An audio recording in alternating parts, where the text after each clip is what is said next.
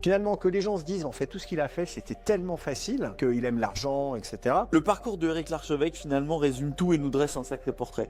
Le porno, le poker professionnel et la crypto. En résumé, il aime l'argent facile et sans effort. Donc au début des années 2000, j'avais un business qui venait du Minitel Rose, où il y avait voilà, du divertissement, adulte aussi.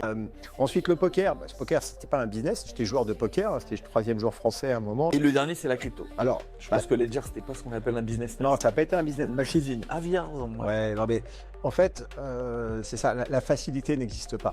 Quel que soit le business, c'est simplement, ça paraît pas facile.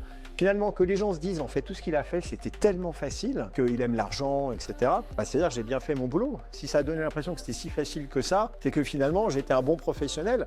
Que la vérité, non, c'est super dur. Et surtout, on ne le fait pas pour l'argent. De toute façon, là, à ce stade, j'ai suffisamment d'argent pour pouvoir, effectivement, m'acheter une île personnelle, aller là-bas, et puis rester tranquille, et rien faire, et pas m'embêter pour le reste de ma vie.